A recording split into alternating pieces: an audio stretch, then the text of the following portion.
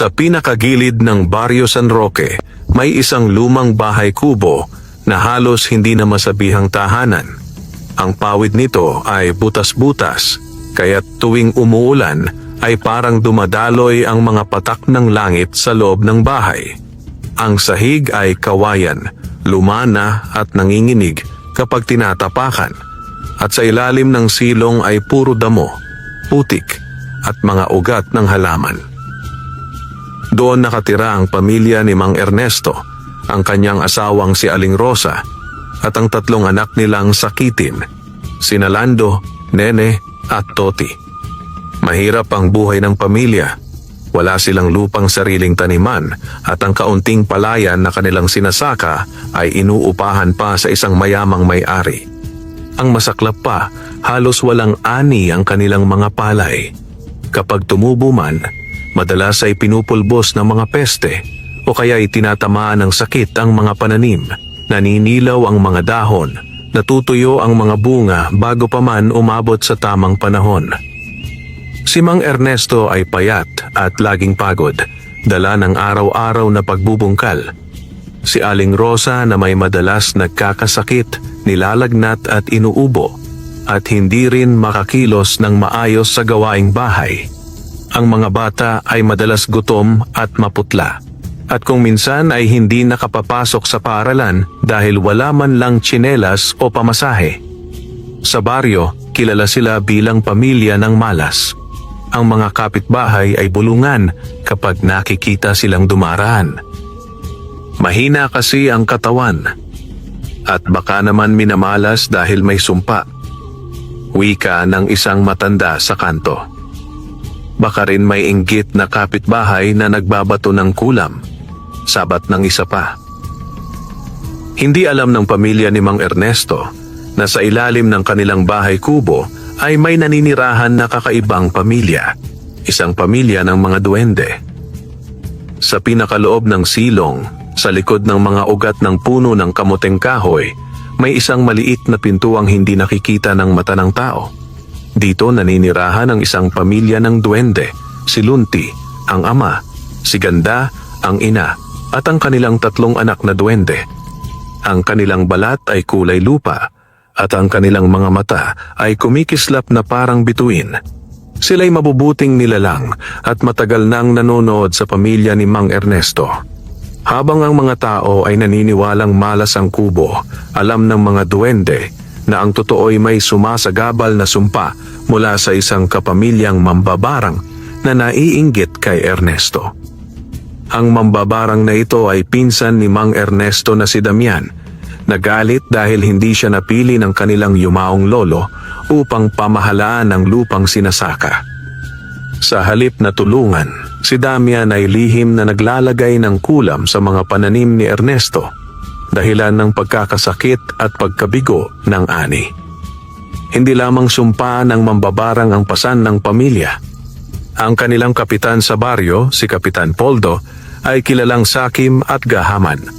Lagi nitong pinipiga ang mga mahihirap sa pamamagitan ng mataas na buwis at kontribusyon. Mayroon pa itong mga tauhang tagasulsul na laging pinapadala upang manmanan ang mga tao. Ang mga tagasunod ay pawang mga tsismoso at sakim din. Mabilis makakita ng butas para makapagsumbong sa kapitan.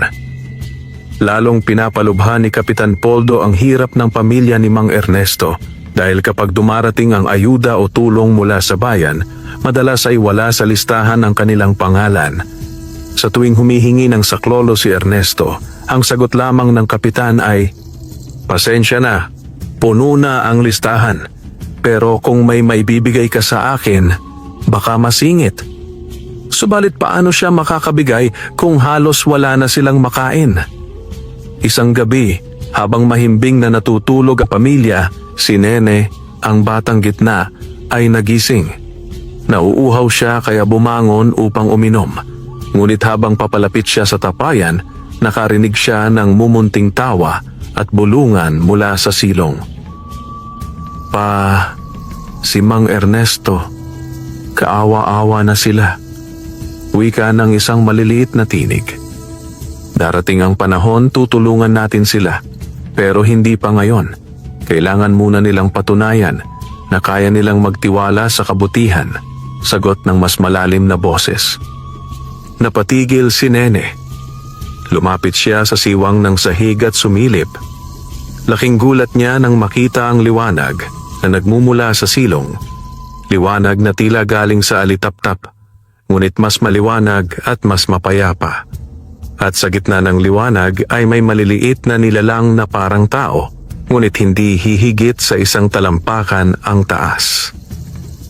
Napatakip siya ng bibig at halos mapasigaw, ngunit pinigil niya ang kanyang sarili. Alam niyang hindi ordinaryong tao ang kanyang nakikita. Kinabukasan, ikinuwento ni Nene sa kanyang ina ang nakita, ngunit hindi siya pinaniwalaan ni Aling Rosa. Baka nananaginip ka lang, anak, o baka alitap-tap lang iyon, wika ng ina. Ngunit sa puso ni Nene, alam niyang may kakaiba sa ilalim ng kanilang kubo. At bagamat puno ng malas at kahirapan ang kanilang araw-araw, nagsimula siyang makaramdam ng kakaibang pag-asa. Hindi niya alam, iyon ang simula ng isang mahabang pakikipagsapalaran, isang laban ng pamilya laban sa sumpa ng barang, sa kasakiman ng kapitan, at sa pag-iral ng inggit. At sa kanilang tabi, sa ilalim ng kanilang sariling tahanan, naroon ang mga duwende, nakahandang tumulong sa tamang panahon. Mula nang makita ni Nene ang kakaibang liwanag at marinig ang mga mumunting tinig mula silong, hindi na nawala sa kanyang isipan ang mga nilalang na iyon. Kinimkim niya ang sikreto, ngunit gabi-gabi ay palihim siyang sumisilip sa siwang ng kawayan. At sa bawat silip niya, palaging may kakaibang tanawin. Maliliit na taong nagtitipon, tila nagdarasal, nagtatawanan, o kaya'y nag-uusap ng mga bagay na hindi niya lubos maintindihan. Isang gabi, lumakas ang ulan. Ang hangin ay humahampas sa dingding ng kubo, at ang mga patak ng ulan ay pumapasok sa mga butas ng pawid. Si Lando at Toti ay magkasamang nakahiga, nanginginig sa lamig, habang si Aling Rosa ay inuubo at may lagnat. Si Mang Ernesto na may pilit na nagkukumpuni ng bubong, kahit wala nang maikabit na matinong pawid. Habang nagtatakip ng kumot si Nene, bigla niyang napansin ang kakaibang liwanag na nagmumula sa silong. Mas maliwanag ito kaysa dati, at tila ba kumikislap-kislap kasabay ng kulog at kidlat. Hindi na siya nakatiis. Bumangon siya, kinuha ang lamparang bigas at dahan-dahang bumaba sa silong. Sa ilalim ng kubo, natagpuan niya ang isang tanawing hindi malilimutan. May maliit na bilog ng liwanag at sa gitna nito'y nakatayo ang isang pamilya ng mga duwende. Ang ama, si Lunti, ay may suot na berdeng tunika at isang sombrerong gawa sa dahon. Ang ina, si Ganda, ay maganda't mapusyaw ang balat at ang kanilang mga anak ay naglalaro ng tila kristal na bola na lumulutang sa ere. Natigilan si Nene, nanginginig sa kaba at pagtataka. Ngunit bago pa siya makatakbo, nagsalita ang pinakamalaking duwende, si Lunti. "Huwag kang matakot, bata. Kami hindi kaaway. Matagal na naming pinagmamasdan ang iyong pamilya." Nanlaki ang mga mata ni Nene. "Totoo ba kayo? Hindi ba kayo masamang nilalang?" Ngumiti si Ganda, ang inang duwende. "Kami mga tagapag-ingat ng inyong tahanan. Dito sa silong kami naninirahan at nakikita namin ang lahat ng hirap ninyo. Nais naming tumulong, ngunit kailangan muna naming makilala ang inyong puso." Dahan-dahang lumapit si Nene at inabot niya ang kamay ng maliit na duwende. Hindi ito malamig o nakakatakot, kundi mainit at magaan na parang hangin. "Kung totoo kayong tutulong, pakiusap. Tulungan niyo si nanay. Lagi siyang may sakit. At si tatay, pagod na pagod na." Nagkatinginan sina Lunti at Ganda. Tumango ang duwendeng ama. "Darating ang tamang oras. Ngunit kailangan muna ninyong maging matatag. Ang sumpang nagpapahirap sa inyong pamilya ay hindi ordinaryo. Ito'y gawa ng dugo at inggit. Napakunotno si Nene. Sumpa? Sino po ang may gawa?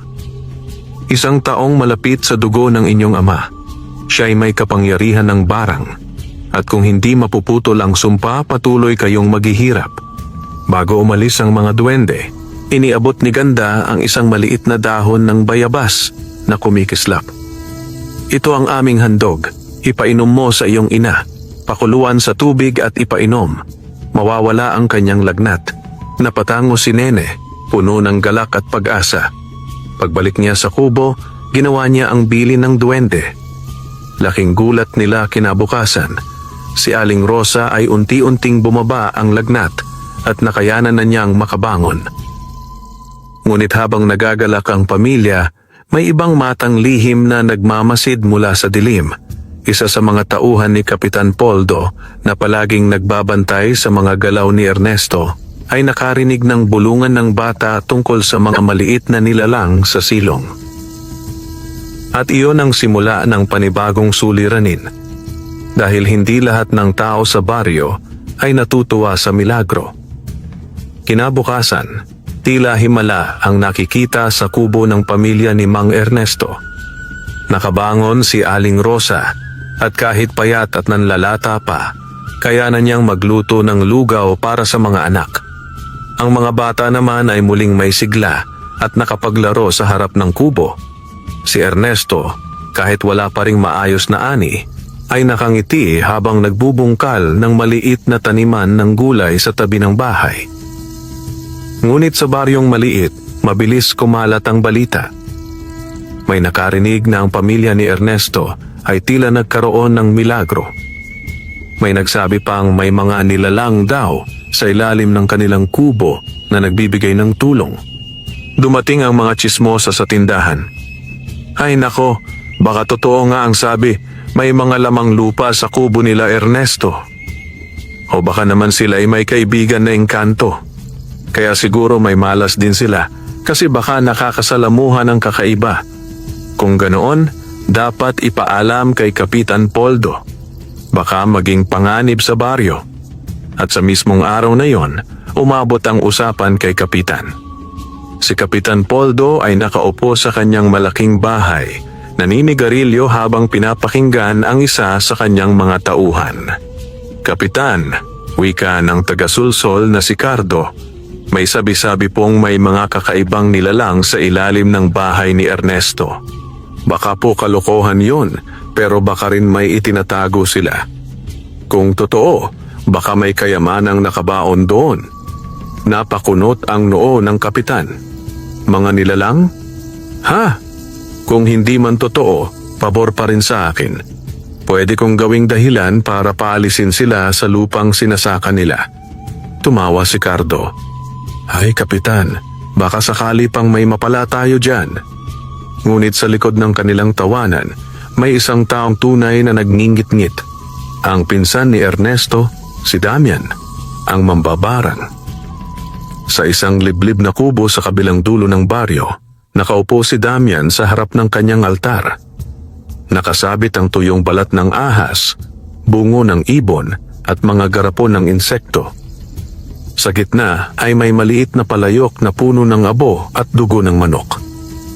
Narinig niyang kumakalat ang balitang gumagaling na ang pamilya ni Ernesto. Lalong sumiklab ang kanyang galit.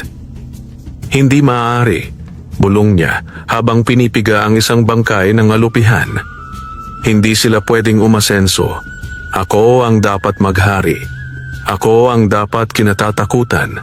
Kumuha siya ng isang pirasong tela mula sa damit ni Ernesto na ninakaw niya noong nakaraang anihan.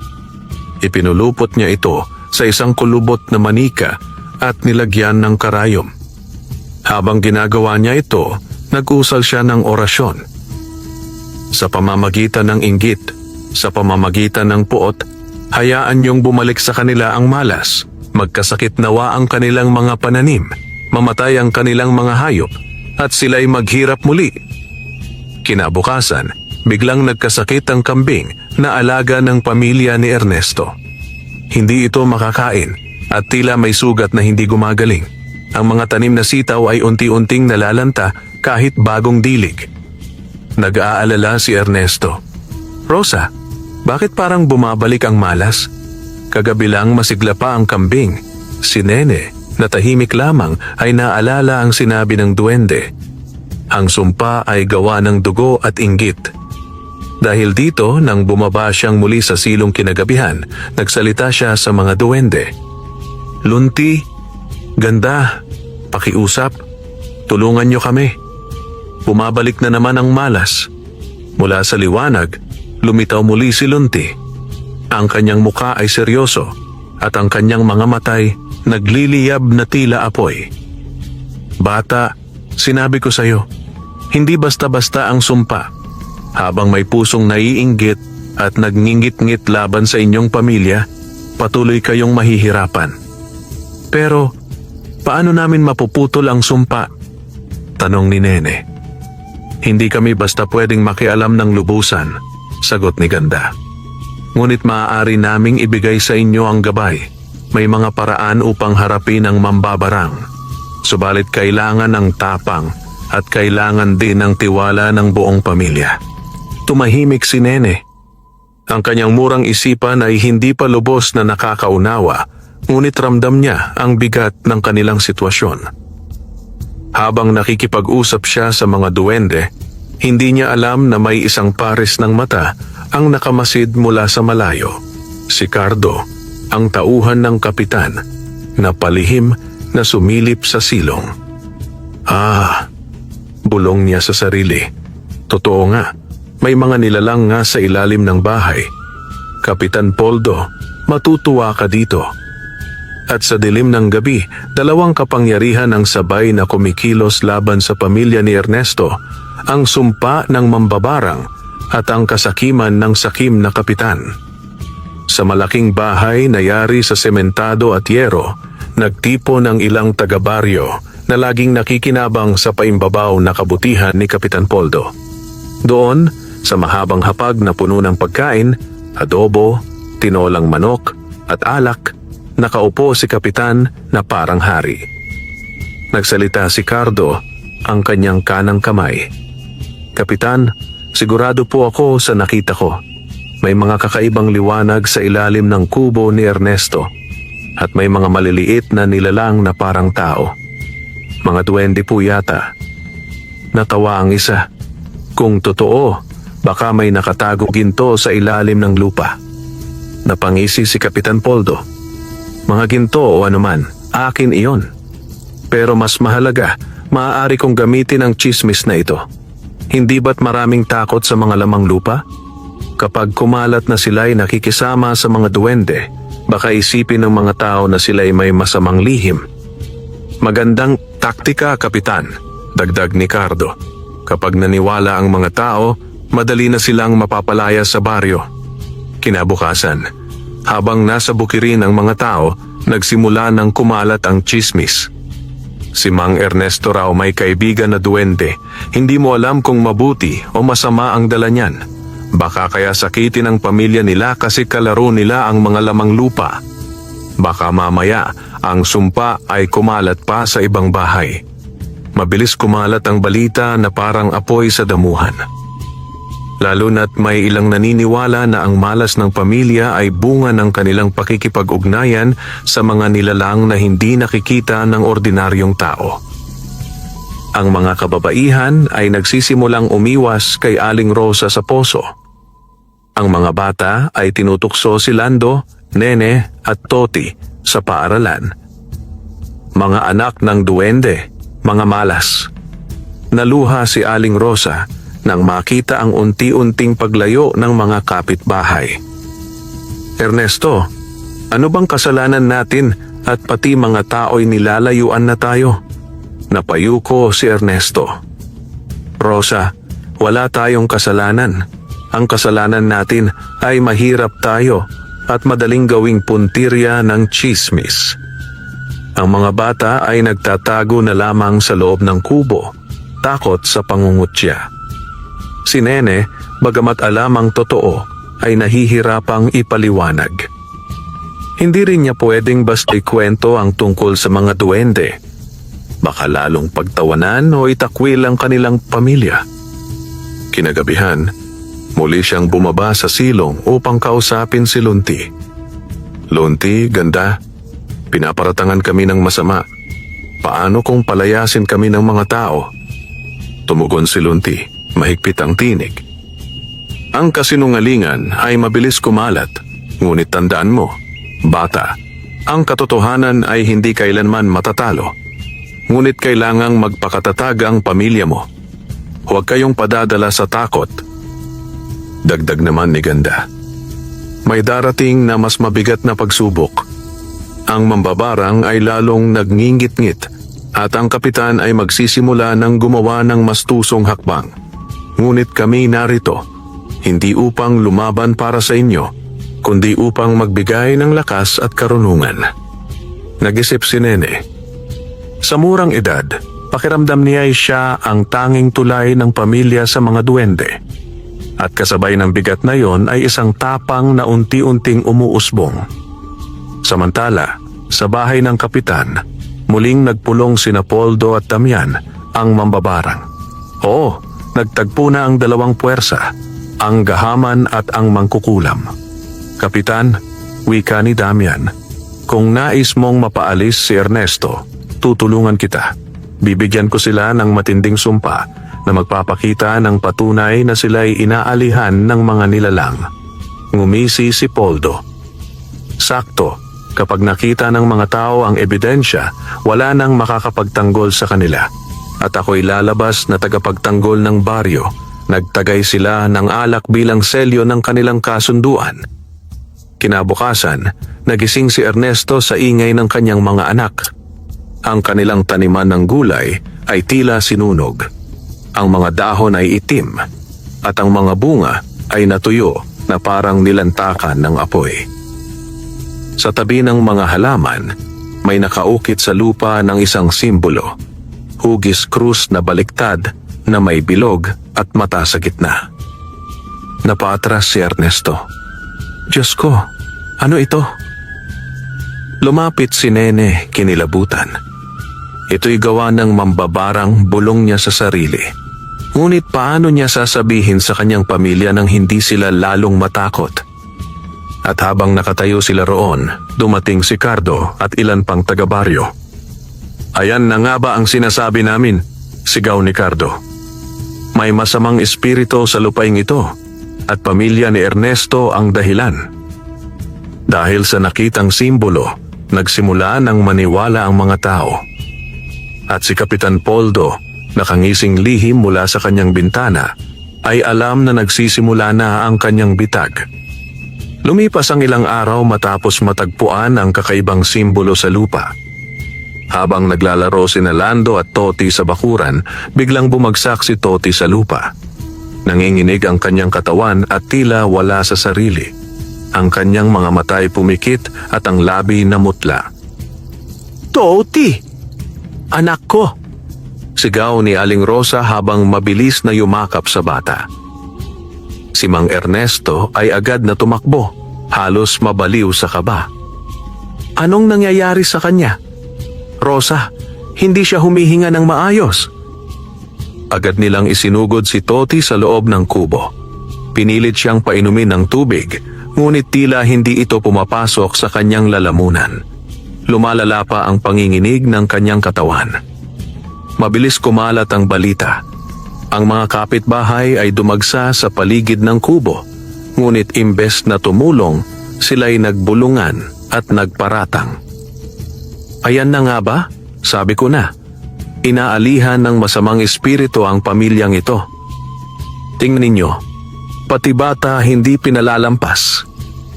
Kapitan Poldo ang dapat tawagin. Siya lamang ang makakapagpawala ng sumpa. At hindi nagtagal, dumating si Kapitan Poldo kasama ang kanyang mga tauhan. Nakabarong siya, tila isang matuwid na pinuno.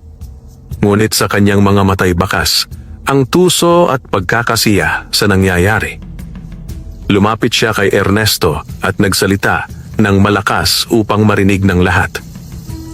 Mga kababaryo, nakikita ninyo ang ebidensya. Ang sumpa ay lumalaganap sa pamilyang ito.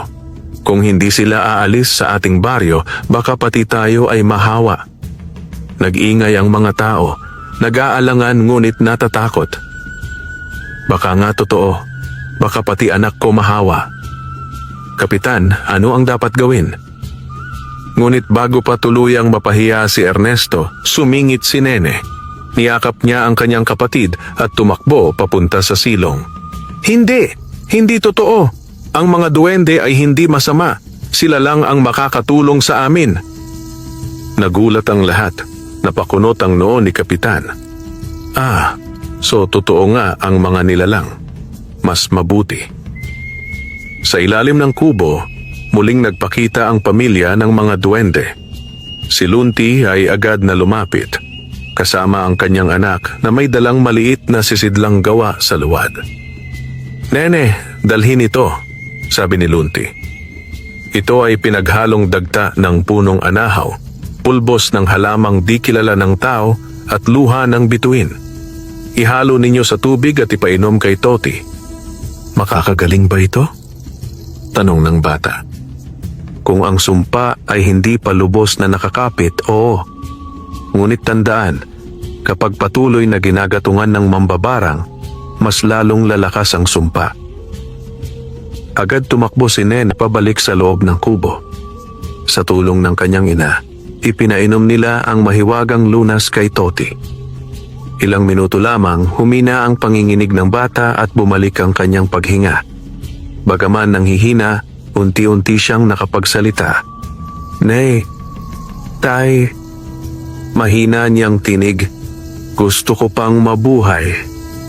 Naluha ang buong pamilya. Ngunit hindi lahat ay natuwa. Nakita ng ilang kapitbahay kung paano gumaling ang bata matapos lamang uminom ng isang hindi kilalang inumin. Milagro? O baka mas lalong masamang salamangka? Bulong ng isa. Baka sila'y sinasaniban talaga ng mga lamang lupa. Ang iba na may naawa. Pero kita nyo, gumaling ang bata. Kung masama ang mga nilalang, bakit sila tutulong? Nagkaroon ng pagkakahati ang baryo. Ang ilan ay naniniwalang masama ang pamilyang Ernesto at ang ilan ay nagsisimulang magduda sa mga paninira ni Kapitan. Samantala, sa kanyang kubo, nagngingit-ngit si Damian. Imposible! Imposible na nalabanan ng sumpa. Bulalas niya. Sinilip niya ang manika ng barang na dapat ay nagpapahirap kay Toti. Ngunit ang karayo may natanggal na. Parang may puwersang umagaw rito. Mga duwende, singhal niya. Kayo ang nakikialam. Hindi pa kayo mananalo sa akin. Sa susunod, hindi na bata ang tatamaan, kundi ang buong pamilya. Kinagabihan, nagtipon ang pamilya ni Ernesto sa harap ng maliit na lampara. Tahimik silang nag-usap. Rosa, wika ni Ernesto, hindi ko na alam kung hanggang kailan tayo makakatagal. Kung totoo ang sumpa at pati ang mga tao'y galit na sa atin, baka wala na tayong ligtas. Ngunit sumagot si Nene, mahigpit ang hawak sa kamay ng kanyang kapatid. Tay, Nay, hindi tayo nag-iisa. Nandyan sina Lunti at ang kanilang pamilya. Tutulungan nila tayo. Pero kailangan din nating lumaban. Hindi tayo pwedeng sumuko. Tahimik na napatingin si Ernesto at si Rosa sa kanilang anak. Sa murang edad, si Nene ang nagiging tapang ng kanilang pamilya. At sa gabing iyon, nagpasya sila. Hindi sila basta aalis sa baryo. Lalaban sila sa sumpa, sa kasinungalingan, at sa kasakiman ng kapitan. Muling bumaba si Nene sa silong ng kanilang kubo upang kausapin ang pamilya ng mga duwende. Naroon sina Lunti at Ganda, kasama ang kanilang 3 anak na masayahing naglalaro ng mga ilaw na parang alitap-tap. Lunti, mahinang wika ni Nene. Tulungan ninyo po sana ang tatay. Wala na kaming ani. Paano na kami kakain kung pati gulay namin ay patay na? Umakbang si Lunti, hawak ang isang maliit na supot na yari sa hinabing dahon. Bata, narito ang binhi ng liwanag. Itanim ninyo ito sa inyong lupa at alagaan ng may panalangin at tiwala. Hindi ito karaniwang buto sapagkat kaya nitong labanan ang sumpa ng barang hanggat may kabutihan sa inyong puso. Kinuha ni Nene ang mga binhi at agad ipinakita sa kanyang ama kinabukasan. Nag-alinlangan si Ernesto nang una niyang makita ang kakaibang binhi. Maliliit itong kulay ginto at tila kumikislap sa araw. "Anak, saan mo nakuha ito?" tanong niya. Napatingin si Nene kay Rosa, saka siya bumulong. "Sa mga kaibigan ko sa silong, tay, ang mga duwende." Napatitig si Ernesto, hindi makapaniwala. Ngunit dahil wala na silang ibang pag-asa, nagpa siya siyang subukan. Itinanim niya ang mga binhi sa tabi ng kanilang bakuran at dasal ng dasal na sana'y may tumubo. Lumipas ang 3 araw at sa ikatlong pagsikat ng araw, laking gulat nila nang makita ang mga halamang mabilis tumubo, matibay ang mga tangkay, malalago ang mga dahon at tila masigla ang mga bunga. Ang mga kapitbahay na dumaan ay napatingin at napabulong. "Aba, milagro, sa tagal ng tagtuyot, bakit sa kanila lang may masigla? Hindi ba't sumpa ang kanilang pamilya? Paano biglang gumanda ang ani nila?" Nabalitaan ni Damian ang tungkol sa panibagong sigla ng pananim. Halos mabaliw siya sa galit habang nakatanaw mula sa malayo. Hindi pwedeng mabasag ang sumpa ko." Agad siyang nagtipon ng mga gamit, mga botelya ng pulang likido, mga tuyong insekto at mga papel na may orasyon. Nag-usal siya ng mabalasik na salita habang pinupunit ang balat ng palaka at isinusunog ito sa apoy. Sa gabi ng kabilugan ng buwan, lahat ng kanilang tanim ay mamamatay. At hindi lang iyon, ang mga taong kakain ng kanilang bungay magkakasakit. Samantala, si Kapitan Poldo ay nag-imbita ng ilang tauhan upang lihim na mag-usap. "Kayo'y pupunta sa bukid ni Ernesto ngayong gabi. Sirain ninyo ang kanilang tanim, putulin, apakan, at sunugin kung kinakailangan. At kapag tinanong kayo, sabihin ninyong gawa iyon ng sumpa. Kapag nakita ng mga tao na wala silang pag-asa, sila mismo ang hihiling na paalisin ang pamilya." Natawa ang kanyang mga tagasunod. "Mabuti, Kapitan. Sa gayoy mapupunta na sa inyo ang lupang iyon." Ngunit hindi alam ni Damian at ng mga tauhan ng Kapitan na ang mga duwende ay laging nagbabantay sa paligid. Kinagabihan, nang sumugod ang mga tauhan upang sirain ang taniman, biglang lumabas mula sa lupa ang daan-daang maliliit na ilaw. Parang alitap-tap na nagiging apoy. Ang mga tauhan ay nagsisigaw at nagsitakbo. Akala'y mga multo. Samantala, ang sumpang pinakawalan ni Damian ay nagbalik sa kanya. Ang kanyang balat ay nagsimulang mangitim at ang kanyang mga kamay ay nanginginig. Para bang ang mismong lason na inilaan niya sa pamilya ay sa kanya bumalik. Hindi maaari," sigaw ni Damian, ngunit wala siyang magawa. Kinabukasan, muling bumangon ang sigla sa bahay kubo. Ang mga pananim ay lalo pang namulaklak at nakapitas si Rosa ng mga gulay upang ipagluto ng masarap na sinabawang gulay ang kanyang pamilya. "Ernesto," ani Rosa habang nakangiti, "parang ngayon lang ulit ako nakaramdam ng pag-asa." Ngumiti si Ernesto, bagaman bakas pa rin ang pagod. "Oo, Rosa. Marahil may Diyos pa ring nakikinig. At kung totoo mang may mga nilalang na tumutulong sa atin, sila'y hindi dapat katakutan, kundi pasalamatan." Habang kumakain ang pamilya, nakasilip si Nene sa silong. Nakita niya sina Lunti at Ganda na nakangiti at kumakaway. At sa kanyang puso, alam niyang hindi sila nag-iisa. Ngunit hindi pa tapos ang laban. Sa kabilang dulo ng baryo, si Damian ay nagpapagaling ng sugat sa tulong ng kanyang itim na orasyon. At si Kapitan Poldo, galit na galit sa kabiguan ng kanyang mga tauhan, ay nagbabalak ng mastusong paraan. "Kung hindi kayang sirain ng sumpa o ng gabi, gagamitin ko ang takot ng mga tao. Sa susunod, ang buong baryo ang mismong lalaban sa kanila at isang mas mapanganib na plano ang unti-unting nabubuo sa isip ng sakim na kapitan.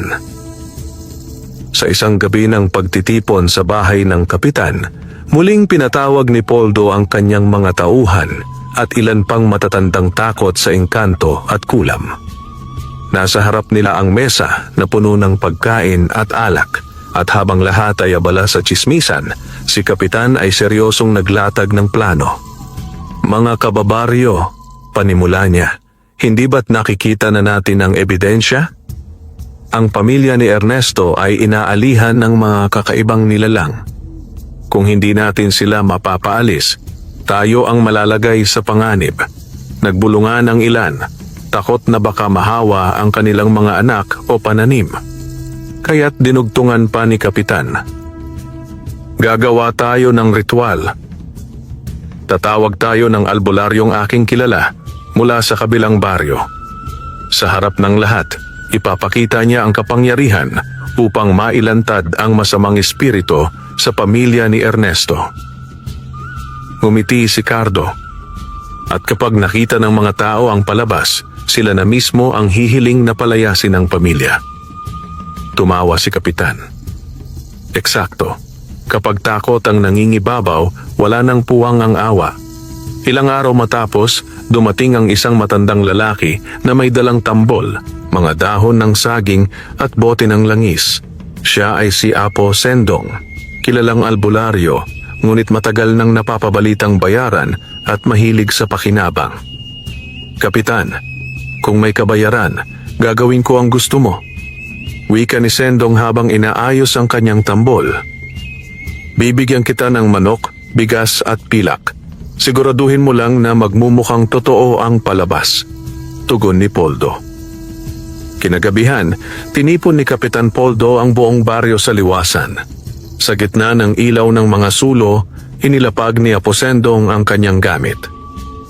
Mga kababaryo, sigaw ni Kapitan.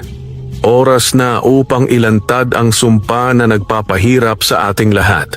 Ang pamilya ni Ernesto ay dadalhin dito at sa pamamagitan ng ritual, malalaman natin ang katotohanan.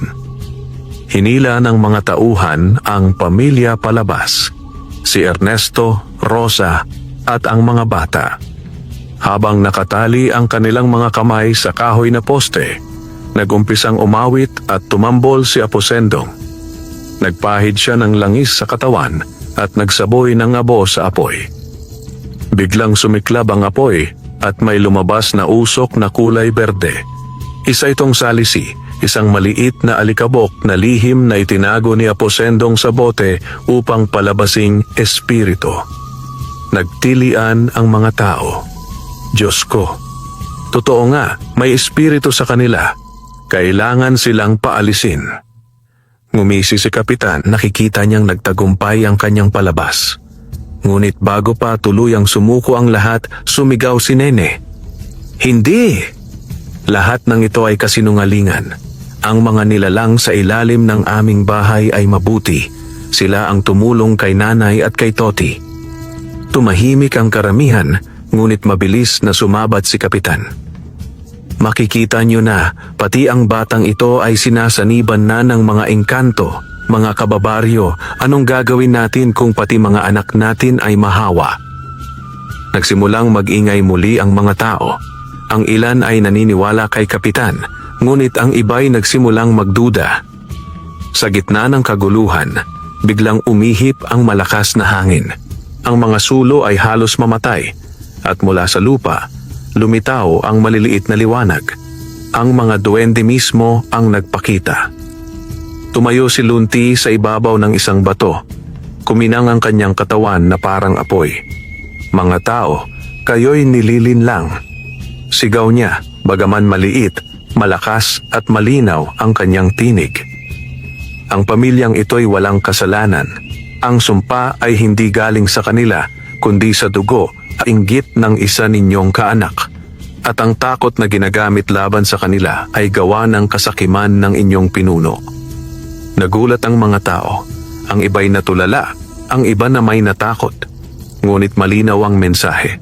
mayroong nilalang na tunay na kumakampi sa pamilya.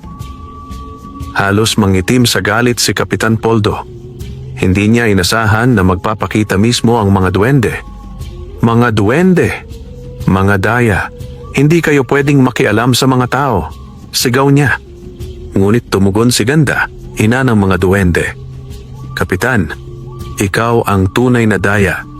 At ang iyong kasabwat na mambabarang ay patuloy na nagpapahirap sa pamilyang ito. Hindi ninyo matatakpan ang katotohanan. Nauwi sa kaguluhan ang ritual. Ang mga tao'y nagkahati-hati. Ang ilan ay kumakampi kay Kapitan. Ang ilan ay nagsisimula ng makakita ng katotohanan. At sa gitna ng kaguluhan, lihim na nakangisi si Damian mula sa anino. Hindi pa tapos. Kung hindi magtagumpay ang takot, gagamitin ko ang sakit at kamatayan. Matapos ang kaguluhan sa huwad na ritual ni Kapitan Poldo, muling bumalik ang pamilya ni Ernesto sa kanilang kubo. Bagaman nakaligtas sila, dama pa rin ang bigat ng sitwasyon. Ang mga tao'y nahati. May mga naniniwala sa kanila, ngunit marami pa ring takot at galit. Si Nene ay nakatingin sa silong. Nananalangin na sana'y manatiling matatag ang kanilang mga kaibigang duwende.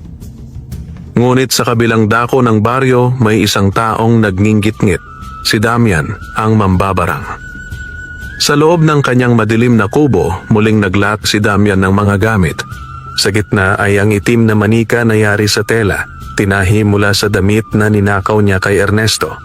Sa paligid ay may mga garapon ng insekto, ipis, alupihan, at mga langgam na lahat ay nagsisiksikan at tila galit.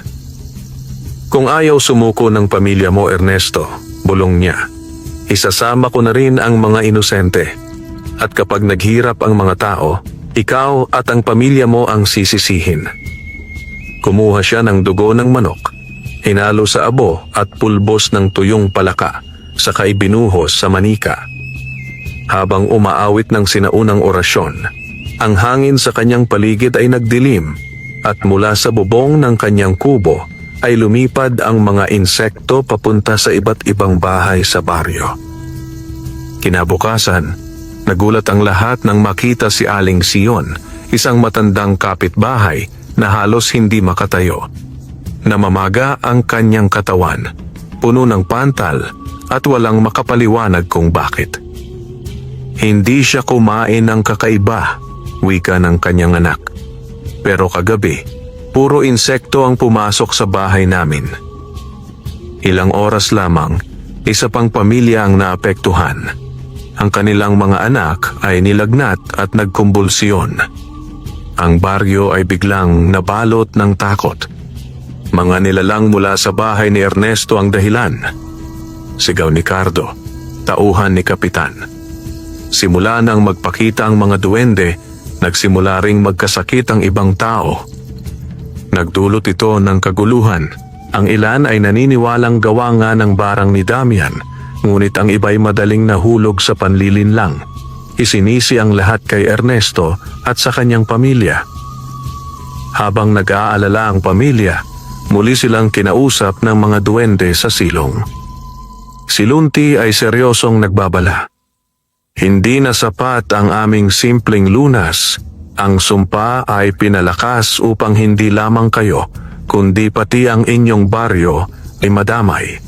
Ito'y tusong plano upang kayo ang sisihin ng lahat. Paano namin mapuputol ang sumpa? Tanong ni Ernesto, halos maiyak sa bigat ng problema. Sumagot si Ganda.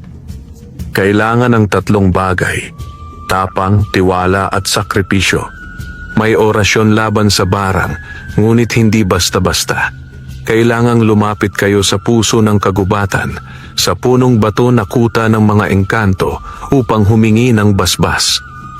Napalunok si Ernesto. At kung hindi namin gawin?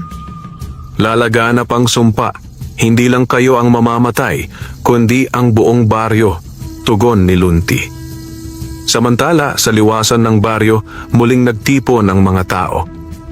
Si Kapitan Poldo, samantalang nakatayo sa entablado, ay nagsalita ng malakas. Mga kababaryo, kita ninyo na ang nangyayari. Ang sumpa ay lumalaganap.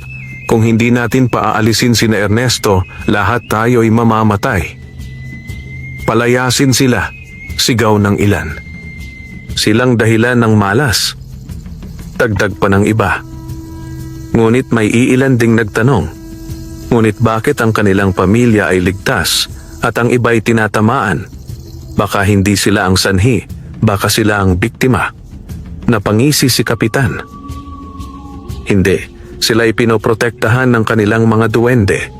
Ngunit tayo'y walang ganong kakampi. Kaya't kung hindi sila aalis, tayo ang magdurusa. At sa gitna ng sigawan ng mga tao, muling naipit ang pamilya ni Ernesto sa pagitan ng awa ng iilan at galit ng nakararami. Sa gabing iyon, tahimik silang nagtipon sa loob ng kubo. Rosa, wika ni Ernesto, hindi ko alam kung kaya pa natin. Kung aalis tayo, baka maligtas ang baryo. Pero kung mananatili tayo, baka lalo silang magalit. Ngunit tumugon si Nene, mahigpit ang tinig. Tay, hindi tayo dapat sumuko. Hindi tayo ang may kasalanan. Ang totoo'y si Damian at si Kapitan Poldo. Kung aalis tayo, sila ang magtatagumpay. At ang sumpay hindi matatapos, lalong lalaganap. Tahimik na napatingin si Ernesto at si Rosa sa kanilang anak. Sa murang edad, tila mas malinaw kay Nene ang katotohanan. At doon nila napagpasyahan, hahakbang sila patungo sa kagubatan, hahanapin ang punong bato at hihingi ng basbas laban sa barang. Ngunit alam nilang hindi magiging madali ang paglalakbay. Bago sumapit ang bukang liwayway, muling bumaba si Nene sa silong ng kanilang bahay kubo. Naroon sina Lunti at Ganda. May dala ng munting sisidlang yari sa bao at mga dahon na nakabalot sa telang kulay puti. Bata, wika ni Lunti. Ito ang gabay ninyo.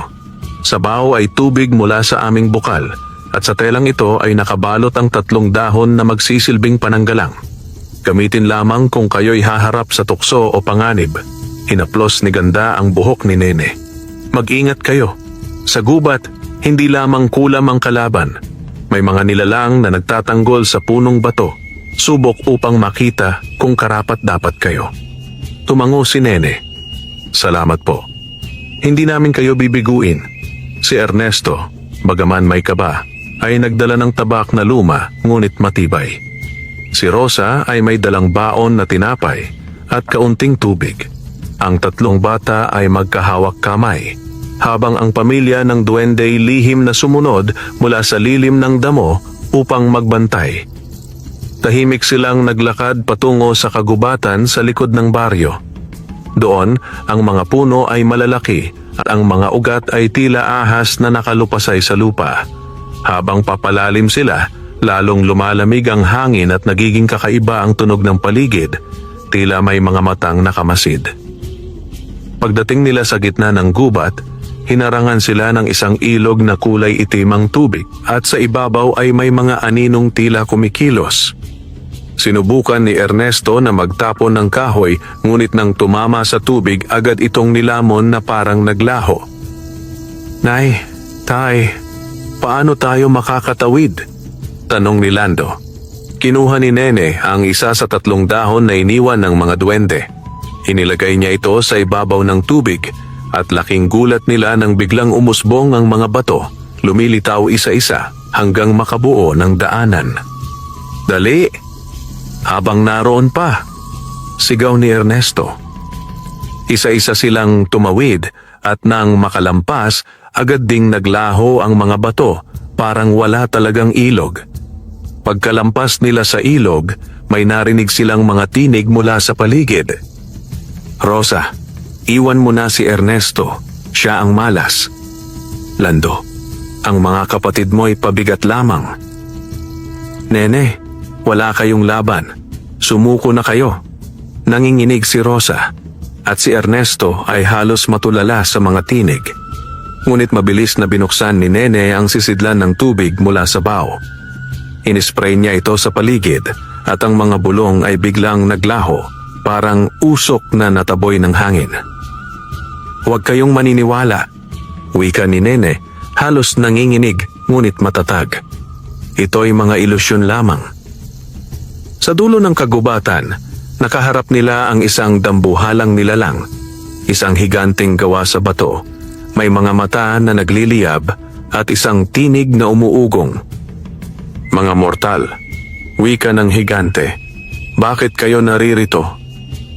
Ang punong bato ay para lamang sa karapat-dapat. Ano ang inyong handog? Napalunok si Ernesto. Wala kaming ginto, wala kaming kayamanan.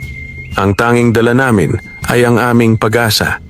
Hiling lang namin ay matigil ang sumpa upang maligtas ang aming pamilya at ang aming baryo. Tahimik ang higante, saka ngumiti ng bahagya. Kung ganoon, subukin ko ang inyong sakripisyo. Biglang bumukas ang lupa sa harap nila at lumitaw si Toti na parang hinahatak ng mga ugat pababa. Tay! Nay! Tulungan ninyo ako! Sigaw ng bata.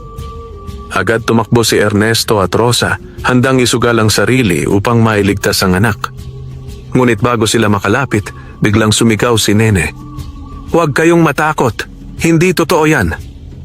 Inilagay niya ang huling dahon sa lupa at naglaho ang ilusyon. Ang lahat ay bumalik sa dati at ang higante ay muling nagsalita. Pinili ninyo ang tapang kaysa takot. Karapat-dapat kayong humarap sa punong bato. At sa isang iglap, ang higante ay naglaho at sa harap nila'y lumitaw ang isang dambuhalang puno na may mga ugat na parang bundok, ang punong bato. Ang puno ay kakaiba. Ang katawan nito ay kalahating kahoy, kalahating bato at kumikislap ang mga dahon na tila ginto. Mula sa itaas ay may bumubuhos na liwanag at sa paligid nito'y may mga nilalang na parang diwata at engkanto na tahimik na nagbabantay. Lumapit ang pamilya, nangingilid ang luha sa kanilang mga mata. Sa wakas, natagpuan nila ang kanilang pag-asa.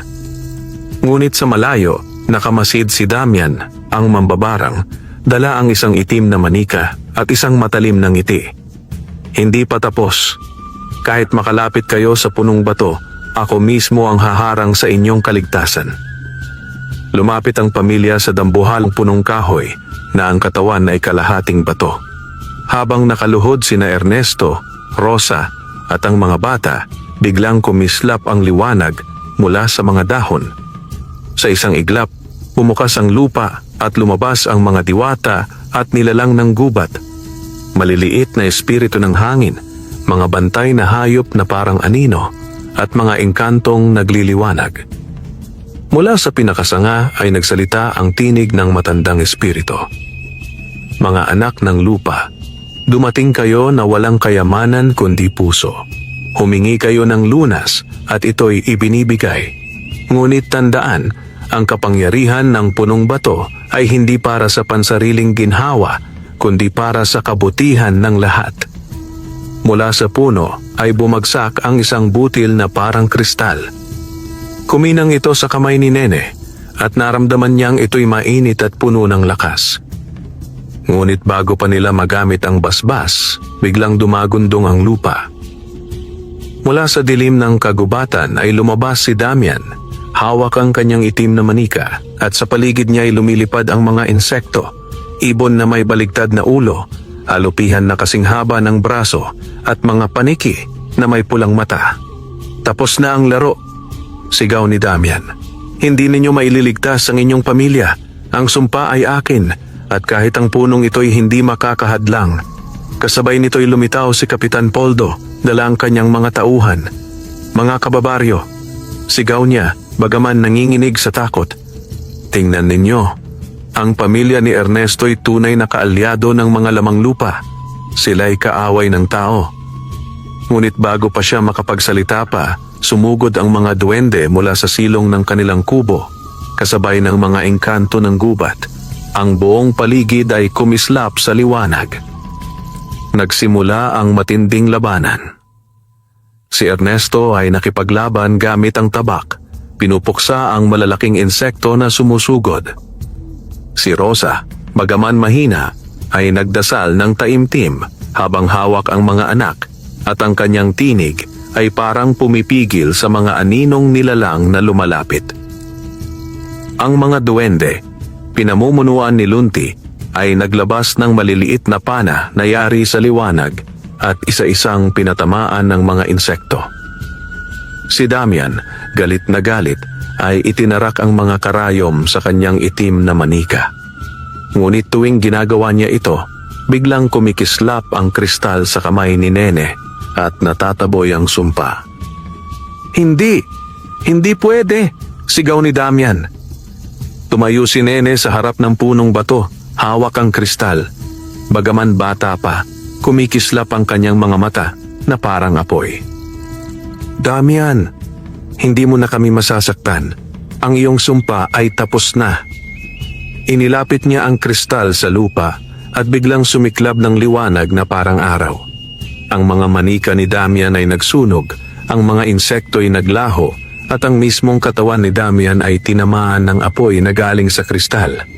Aga! Sigaw ng mambabarang habang siya ay natupok ng liwanag. Ang kanyang katawan ay unti-unting nagdurog hanggang sa maging abo na lamang na tinangay ng hangin. Nakita ng mga tao ang lahat. Nabunyag ang kasinungalingan ni Kapitan Poldo at ang kanyang pakikipagsabuatan sa mambabarang. Ang kanyang mga tauhan ay nagsitakbuhan at siya'y naiwan, nanginginig at walang masabi. Hindi! Hindi ako kasali! Nanginginig niyang tugon, ngunit alam ng lahat ang totoo. Lumapit si Lunti, ang duwende. Kapitan, ang iyong kasakiman ang tunay na sumpa ng baryo. At ngayon, wala ka ng kapangyarihan. Iniwan si Kapitan ng mga tao. Siya ay tuluyang nag-isa at ang kanyang pangalan ay naging kahihiyan sa baryo. Muling bumalik ang sigla ng baryo. Ang mga pananim ng mga tao ay gumanda. Ang mga bata ay gumaling sa kanilang sakit. At ang takot ay napalitan ng pasasalamat. Ang pamilya ni Ernesto ay muling tinanggap ng kanilang mga kapitbahay. Sa halip na ituring na malas, sila'y ginawang simbolo ng pag-asa. Sa bawat anihan, ang mga tao ay dumadaan sa kubo ni Ernesto, nag-aalay ng prutas at dasal bilang pasasalamat sa mga duwende at sa punong bato. Sa huling gabi, bago sila bumalik sa normal na buhay, muling nagpakita ang pamilya ng mga duwende. Hindi kayo nag-iisa, wika ni Kanda. Habang may kabutihan kayong pinaninindigan, mananatili kaming kasama ninyo. Tumango si Ernesto. Hindi namin kayo malilimutan. Maraming salamat.